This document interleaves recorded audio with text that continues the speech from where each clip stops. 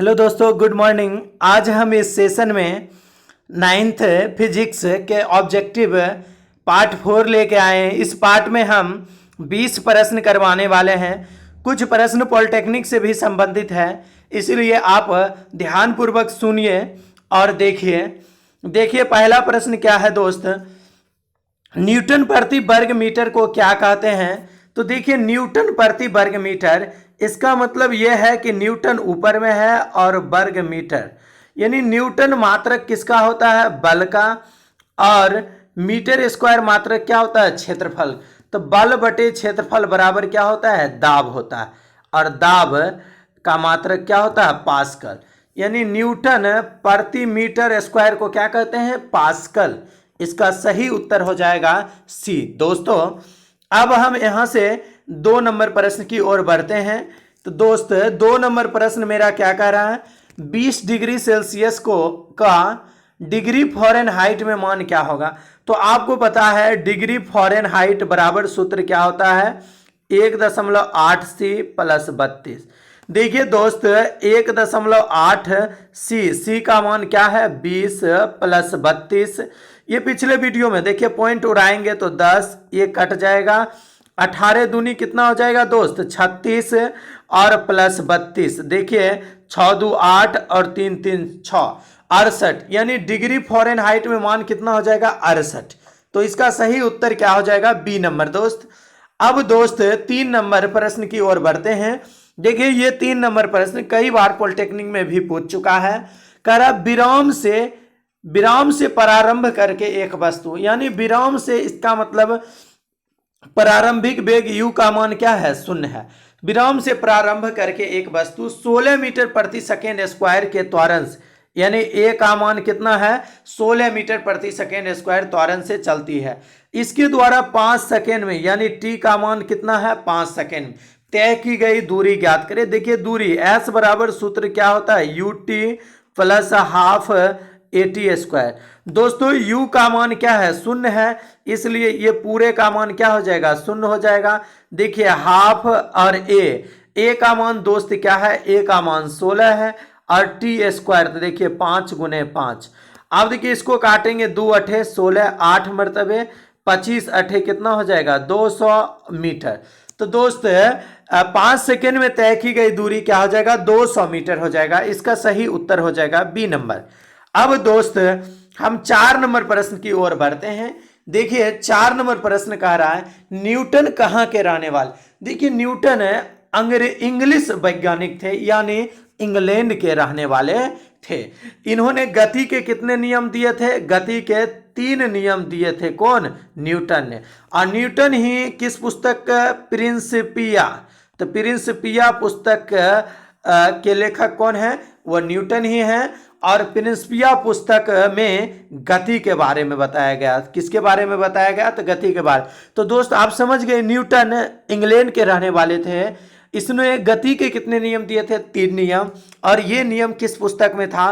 Principia पुस्तक में। यानी प्रिंसिपिया पुस्तक के लेखक कौन थे? न्यूटन थे। अब दोस्त 5 नंबर प्रश्न की ओर बढ़ते हैं। देखिए 5 नंबर प्रश्न के पहले हम बता चुके हैं आपको न्यूटन ने गति के कितने नियम दिए? दोस्त न्यूटन ने गति के 3 नियम दिए। कितने नियम दिए थे? 3 नियम। अब दोस्त आगे प्रश्न 6 नंबर, न्यूटन की गति के किस नियम को गैलीलियो के जड़त्व का नियम कहते हैं? तो देखिए न्यूटन गति के कितने नियम दिए? 3 नियम। तो उसका जो पहला नियम था, वो पहला नियम देखिए ध्यान पूर्वक सुनिए। पहला नियम वो बता रहे थे कोई वस्तु विराम में हो तो वह विराम में ही रहना पसंद करते हैं, या गति में हो तो वह गति में ही रहना पसंद करते हैं जब तक कि उस पर बाह्य बल ना लगे। इसका मतलब बल की परिभाषा भी प्राप्त होती है न्यूटन के गति के पहले नियम से। और जड़त्व भी वही कहता है कि कोई वस्तु गति में होती है तो गति में ही बनाए रखना चाहती है, विराम में होती है तो विराम में बनाए रखना चाहती है। तो इसका मतलब गैलीलियो का जड़त्व का नियम, यानी न्यूटन के गति के प्रथम नियम को कहते हैं। और न्यूटन के गति के प्रथम नियम से किसका परिभाषा प्राप्त होती है? बल का। और जड़त्व का नियम भी प्राप्त होती है। अब दोस्त यहां से हम 7 नंबर प्रश्न की ओर बढ़ते हैं। 7 नंबर प्रश्न कह रहा है न्यूटन गति के किस नियम से बल का माप एवं मात्रक। देखिए न्यूटन के गति के द्वितीय नियम जो है संवेग में परिवर्तन की दर, संवेग में परिवर्तन की दर जो होती है वो बल के क्या होती है, समानुपात। तो इसी से निकलता है मेरा सूत्र F बराबर m में। तो ma जो निकला F बराबर m में, तो ये हो गया व्यंजक। तो व्यंजक मतलब माप निकला। तो न्यूटन के गति के द्वितीय नियम से क्या निकला, माप निकला। और मात्रक भी देखिए ma, तो m मतलब क्या, kg, और a त्वरण है तो मीटर प्रति सेकेंड। तो देखिए m के इस पद्धति में kg मीटर प्रति सेकेंड स्क्वायर को ही kg मीटर प्रति सेकेंड स्क्वायर को ही क्या कहा जाता है, न्यूटन कहा जाता है दोस्त। तो न्यूटन ने गति के किस नियम से बल का माप एवं मात्रक मिलता है, तो द्वितीय नियम से। द्वितीय नियम इसको व्यंजक कैसे मिलता है, F बराबर m में। तो चलिए दोस्त अब 8 नंबर की ओर प्रश्न की ओर बढ़ते हैं। न्यूटन की गति के किस नियम से बल का गुण प्राप्त। तो देखिए न्यूटन की गति के तृतीय नियम से बल का गुण प्राप्त होता है, इसलिए कि बल के गुण आप जानते हैं कि अगर प्रत्येक क्रिया के बराबर व विपरीत क्या होती है, प्रतिक्रिया। जैसे आप नाव पर आगे कूदते हैं तो नाव को सबसे पहले हम पैर से पीछे झटका देते हैं और नाव पीछे खिसक जाती है और हम क्या हो जाते हैं, आगे कूद जाते हैं। तो ये न्यूटन के गति के तृतीय नियम। और तृतीय नियम क्या कहता है, प्रत्येक क्रिया के बराबर व विपरीत क्या होती है, प्रतिक्रिया होती है। अब दोस्त 9 नंबर प्रश्न पर बढ़ते हैं। देखिए 9 नंबर सेम है। बंदूक से गोली निकलने पर बंदूक पीछे की ओर धक्का देती, यह न्यूटन के गति के किस नियम को दर्शा। तो देखिए बंदूक से गोली आगे निकलती है और झटका पीछे दे, तो प्रत्येक क्रिया के बराबर व विपरीत प्रतिक्रिया, बराबर व विपरीत प्रतिक्रिया। तो ये न्यूटन के गति के किस नियम को दर्शाता है, तृतीय नियम। तो दोस्त तृतीय नियम ऑप्शन नंबर सी में दिया हुआ, तो सी उत्तर हो जाएगा। अब दोस्त हम 10 नंबर प्रश्न की ओर बढ़ते हैं। 10 नंबर प्रश्न मेरा क्या कह रहा है दोस्त, 10 नंबर प्रश्न देखिए क्या कह रहा है, इनमें से कौन सा कथन न्यूटन की गति के तृतीय नियम का पालन नहीं करती है।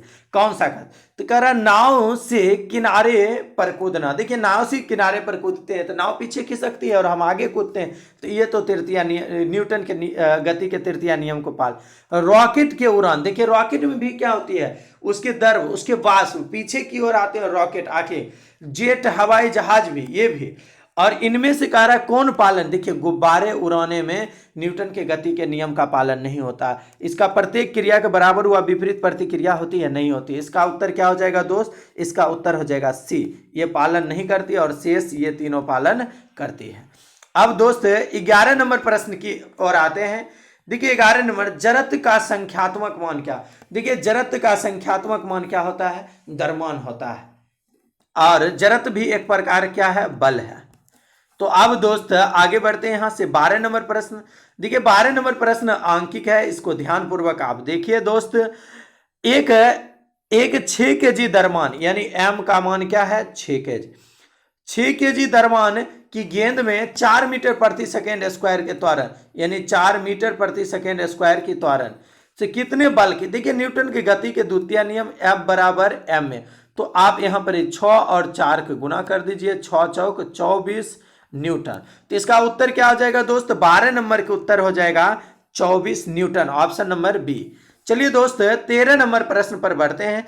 13 नंबर प्रश्न का रहा बल या बलों के समूह किसी वस्तु पर लगाकर बल। देखिए आप बल लगाकर किसी वस्तु के चाल में परिवर्तन ला सकते। जैसे आप साइकिल चलाते होंगे तो तेजी से पैडल मारने पर साइकिल स्पीड हो जाता, फिर घट जाता, तो उसका बल लगाए ना, पैडल चलाने के लिए हम क्या लगाए, बल लगाए, यांत्रिक बल लगाए। तो ये है, ये तो सही है। गति के दिशा में परिवर्तन ला सकता है। देखिए गति के पूरब से अगर साइकिल आ रहा है, धक्का दे दिए, ये बॉल देखिए, बॉल देखिए आगे से आता है, क्रिकेट खिलाड़ी के बॉल आगे से आता है, उसको अगर बगल में मारना है तो बगल में वो बल्ले के सहारे उसको क्या करते हैं, पुश कर देते हैं। तो गति में भी बदला जा, आकृति बदला जा सकता है। जैसे आप देखिए कोई वस्तु को आप दबा सकते होंगे। तो ये तीनों सही है, इसका मतलब इसका उत्तर क्या हो जाएगा दोस्त, डी नंबर उत्तर हो जाएगा। अब 14 नंबर प्रश्न की ओर जाते हैं। दूरबीन का खोज किसने किया। देखिए दूरबीन का खोज गैलीलियो ने किया था। किसने किया था, गैलीलियो। और दूरबीन क्या होता है, दूर की वस्तुओं को देखने के लिए किसका प्रयोग करते हैं, दूरबीन। और छोटे छोटे वस्तुओं को देखने के लिए सूक्ष्मदर्शी, किसका प्रयोग करते हैं, सूक्ष्मदर्शी। छोटे छोटे वस्तुओं और दूर की वस्तु को देखने, दूरबीन का खोज गैलीलियो ने किया था। किसने किया था, गैलीलियो। अब दोस्त 15 नंबर प्रश्न की ओर बढ़ते हैं। कह रहा है किसी वस्तु के पिंड का वेग आधा करने पर, देखिए v जो है उसको हाफ v कर देते हैं, v/2। आधा करने पर उसका संवेग, देखिए संवेग के सूत्र क्या होता है, p बराबर होता है mv। अब देखिए m लिख दिया और v का स्थान पर क्या लिखेंगे, v/2। अब देखिए mv/2 और mv मतलब mv किसको कहते हैं, p ना, p/2। तो संवेग क्या हो जाएगा दोस्त, संवेग आधा हो जाएगा, आपने देखा। और संवेग का सूत्र क्या होता है, p बराबर mv होता है। तो वेग आधा करने पर संवेग भी क्या हो जाएगा दोस्त, आधा हो जाएगा। अब 16 नंबर प्रश्न की ओर बढ़ते हैं। देखिए क्या करा, 2 न्यूटन का बल 2 केजी द्रव्यमान के पिंड पर कार्य करता है तो त्वरण क्या, देखिए आप जानते हैं F बराबर m। 2 न्यूटन, तो न्यूटन 2 और m 2 और a, देखिए 2 कट गया, यहाँ आएगा 1 a। तो 1 क्या होगा, और मात्रक त्वरण का मूल मात्रक क्या होता है, मीटर प्रति सेकेंड स्क्वायर, 1 मीटर प्रति सेकेंड स्क्वायर इसका सही उत्तर होगा दोस्त। अगला प्रश्न देखते हैं दोस्त, संवेग संरक्षण के सिद्धांत आधारित है। देखिए संवेग संरक्षण के सिद्धांत पर रॉकेट चलते हैं। रॉकेट्स किस सिद्धांत पर चलते हैं, संवेग संरक्षण के सिद्धांत पर। चलिए दोस्त आगे बढ़ते हैं। आगे 18 नंबर प्रश्न क्या कह रहा है, कह रहा है बल वेग संवेग आवेग कौन सी राशि। देखिए बल वेग संवेग आवेग ये सब सदिश राशि है। कौन सी राशि है, ये सब सदिश राशि है। देखिए सदिश राशि के ट्रिक पहले भी बता चुके हैं, जैसे विषुवत, क्या बताए थे, विषुवत, इसमें बहुत कुछ आ जाते हैं। विस्थापन, विस्थापन कौन सी राशि है, सदिश राशि है। संवेग, संवेग कौन सी राशि है, सदिश राशि है। व मतलब बल, बल कौन सी राशि है, सदिश राशि। तो मतलब क्या, त्वरण, त्वरण भी क्या है, सदिश राशि। और यहाँ एक नया शब्द क्या है, आवेग, आवेग भी कौन सी राशि है दोस्त, सदिश राशि। अब देखिए 19 नंबर प्रश्न की ओर बढ़ते हैं। देखिए दोस्त 19 नंबर प्रश्न, एक 100 केजी द्रव्यमान की वस्तु 2.5 मीटर प्रति सेकेंड के वेग से गति, उसका संवेग, देखिए संवेग p बराबर क्या होता है, mv, यानी द्रव्यमान गुने वेग बराबर संवेग। तब इसका मात्रक क्या होता है, केजी मीटर प्रति सेकेंड। क्या होता है, केजी मीटर प्रति सेकेंड, केजी हो गया द्रव्यमान का और वेग मीटर प्रति सेकेंड। अब देखिए 100 केजी द्रव्यमान है, 100 और गुने भी वेग कितना है, 2.5। दोस्त इसको उड़ाएंगे तो 10, ये शून्य शून्य कट जाएगा, 25 दही के 250 और 250 और मात्रक क्या हो जाएगा, द्रव्यमान के केजी और वेग मीटर प्रति सेकेंड। तो 250 केजी मीटर प्रति सेकेंड इसका सही उत्तर क्या हो जाएगा दोस्त, बी। अब देखिए अंतिम प्रश्न पर दोस्त हैं। अंतिम प्रश्न को समझिए, एक वस्तु 16 मीटर की दूरी 4 सेकेंड में तय करती है तथा अगला 16 मीटर की दूरी 2 सेकेंड में। देखिए औसत चाल, तो औसत चाल बराबर क्या होता है, कुल दूरी बटे कुल समय, कुल दूरी बटे कुल समय। तो दोस्त आप समझ गए, कुल दूरी बटे कुल समय। तो आप इसको भाग लगा दीजिए, कुल दूरी देखिए 16 मीटर और 16 मीटर कितना होगा, 32 मीटर, और भाग लगाएंगे, देखिए 4 सेकेंड यहाँ और यहाँ कितना लगा, 2, 4 2 6, भाग दे दीजिए आप, 6 से भाग दीजिए, 6 5 30, अब बचा कितना, 2 बचा 20 और 6 3 18, तो 5.3 लगभग 5.3 मीटर प्रति सेकेंड। तो दोस्त आज आप 20 प्रश्न देखें, 20 प्रश्न आपको समझ में आ गया होगा। तो 20 प्रश्न देखिए, ये 20 प्रश्न को आप कॉपी में नोट भी कर सकते हैं, बिल्कुल आप कॉपी में नोट कर सकते हैं। अब देखिए नोट कर लेंगे और इसको आप समझ गए हैं, इसको बनाइए और किताब भी पढ़िए, आपको समझ में आ जाएगा। धन्यवाद।